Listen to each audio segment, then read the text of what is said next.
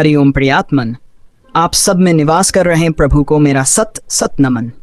आत्मन। कई लोगों का यह कहना है कि संत लोग कहते हैं कि भगवान की मर्जी के बिना एक पता भी नहीं हिलता, लेकिन हमसे जब कोई गलती हो जाए तो लोग कहते हैं कि इसकी सज़ा तुम्हें मिलेगी। तो हम लोग जो भी कर्म करते हैं उसमें जो कुछ गलत हो गया या कोई पाप कर्म हो गया उसकी सज़ा हमें ही मिलती है, जबकि संतों और शास्त्रों के कथन अनुसार वह कर्म ईश्वर की मर्जी के बिना हो ही नहीं सकता। तो उसका दोष भी भगवान को मिलना चाहिए, क्योंकि उनकी इच्छा के बिना तो कुछ भी नहीं होता। ये विचार लगभग हम सभी लोगों के मन में आता है या रहता है, लेकिन आत्मदर्शन करने वाले महात्मा जन इस द्वंद्व से मुक्त होते हैं।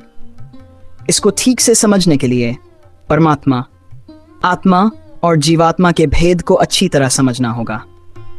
सबसे पहले हम लोग परमात्मा और आत्मा के स्वरूप को संक्षिप्त में समझेंगे।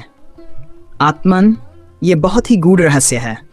भगवान श्री कृष्ण भी श्री गीता में कहते हैं कि इस जगत में जो कुछ भी हो रहा है वह सब मुझसे ही होता है, लेकिन मैं उसमें कहीं भी लिप्त नहीं हूँ। यही मेरी महत्वपूर्ण विलक्षणता और ऐश्वर्य है। तो आप ध्यान से सुनिए और समझिए, अधूरा ज्ञान हानिकारक हो सकता है। ये बातें कोई भी कथाकार नहीं बताते हैं, लेकिन ये सभी बातें शास्त्र सम्मत हैं।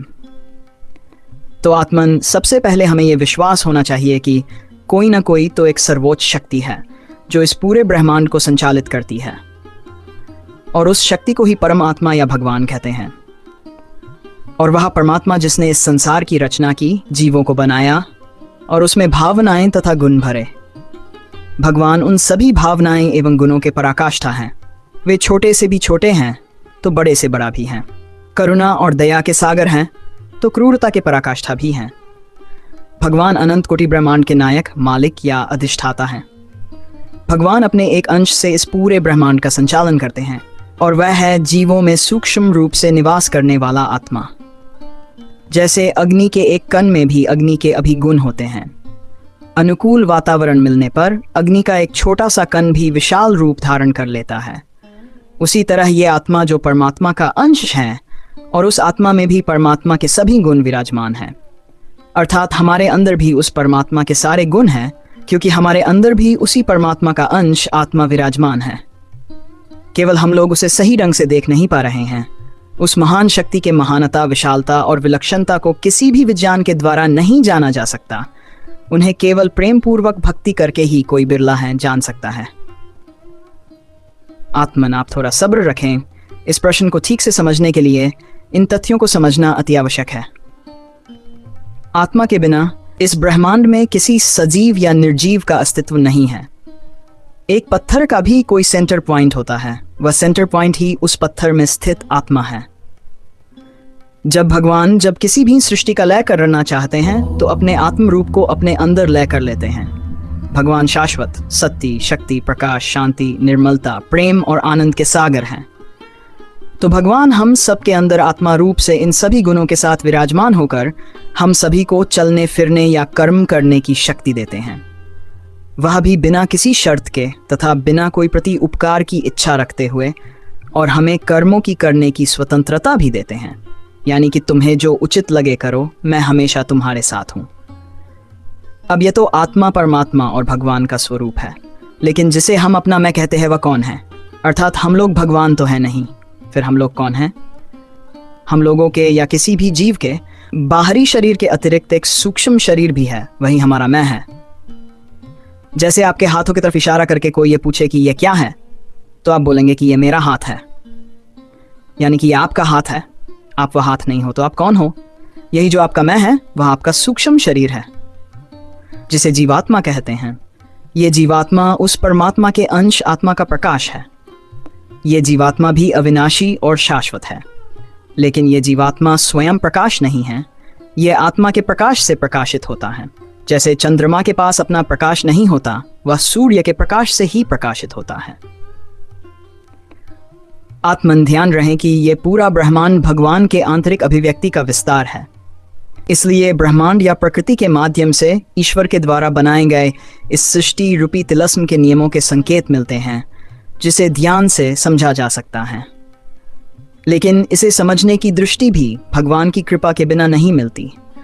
भगवान की कृपा प्राप्त करने के लिए किसी योग्यता या शास्त्र ज्ञान की आवश्यकता नहीं है, केवल निश्चल प्रेम से ही उनकी कृपा प्राप्त की जा सकती है।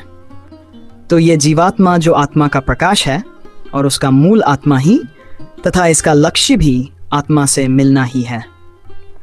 लेकिन जीवात्मा यानी हम लोग आत्मा की तरफ जाने के बजाय अपने अपने तरह से अलग अलग सांसारिक खेलों में उलझे रहते हैं।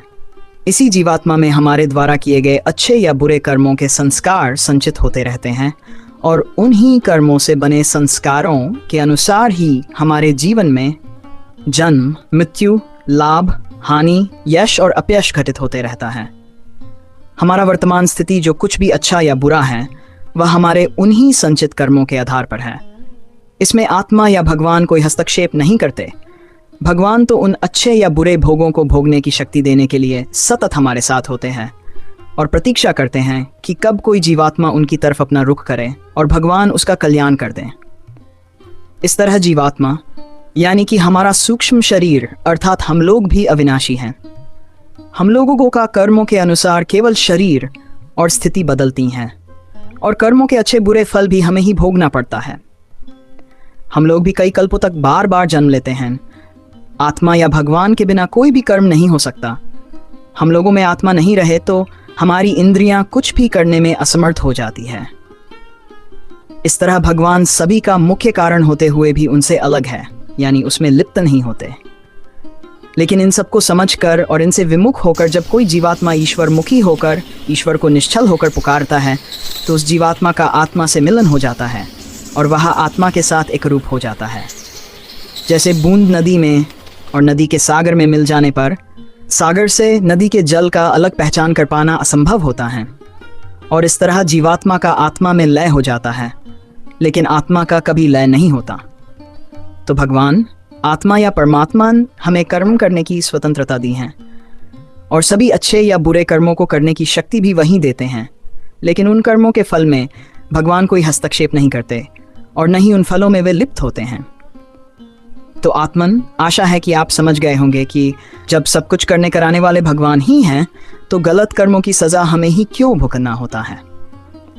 अगर ये जान आपको अच्छा लगा हो तो इसे और लोगों तक पहुंचाने में सहायता करें। ऐसे ही ज्ञानवर्धक वीडियो के लिए इस चैनल को सब्सक्राइब भी कर लें। धन्यवाद। हरिओम तत्सत।